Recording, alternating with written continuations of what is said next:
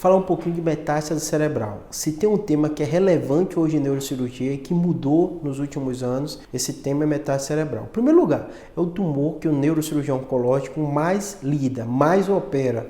Por quê? Porque ele é muito comum. Se a gente for imaginar, a quantidade de pacientes com câncer existe, até 30%, 20 a 30% desses pacientes eles vão desenvolver algum tipo de metástase cerebral. Ela é muito comum nesses pacientes oncológicos com câncer e, de um modo geral, grande parte das vezes o paciente vai precisar passar pelo neurocirurgião. O que mudou? Se eu estou dizendo que mudou nos últimos anos o tratamento. Em primeiro lugar, com o advento da imunoterapia, muitos desses cânceres, até então a gente falava que o cérebro é uma das partes do corpo que o quimioterápico não age. Essa não é mais uma realidade.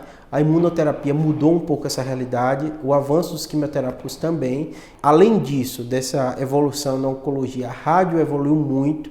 Então, o paciente que tem uma metástase cerebral, primeira coisa que o neurocirurgião pensa é: esse paciente vai ser neurocirúrgico ou esse paciente é possível fazer uma radiocirurgia nesse paciente? Então, assim, quando a gente fala em fazer radiocirurgia, a gente tem alguns critérios. Obviamente, falar de maneira geral, mas são muitos critérios que são usados para todos os tipos de tumor.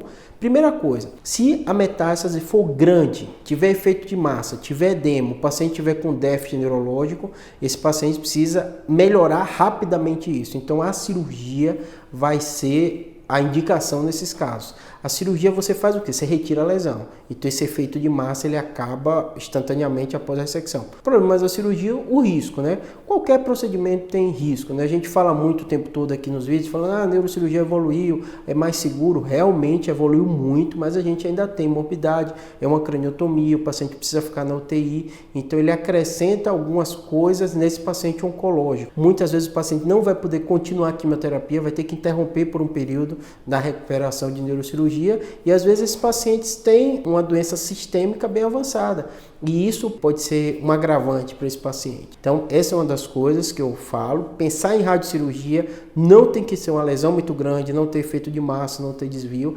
A radiocirurgia ela é muito bom para lesões pequenas, então você tem uma lesão em fossa posterior, 2 centímetros, não tem efeito de massa, vai valer muito a pena. A gente sabe, o paciente faz a radiocirurgia de hospital, ele vai direto para casa, não precisa nem ficar internado, muitas vezes precisa usar o corticóide por um tempo para evitar edema, essas outras coisas. O mais importante seria o volume da lesão, se tem edema associado e se tem déficit associado. Grande parte dos pacientes, na minha realidade, na minha prática, a maioria dos pacientes que chegam com metástase, eles são candidatos sim à radiocirurgia. E com o avanço, aí você tem que ter um oncologista muito bom para discutir junto com ele. Muitos pacientes eles chegam para a gente e falam assim, vamos aguardar um pouco o efeito da quimioterapia ou da imunoterapia que pode agir nessa lesão e pode ter excelentes controles. Na minha prática, nesses últimos anos, a realidade da onco mudou muito e eu tenho visto diversos tumores que realmente eles respondem muito bem a esses tratamentos e muitas vezes lesões elas podem regredir de forma muito importante.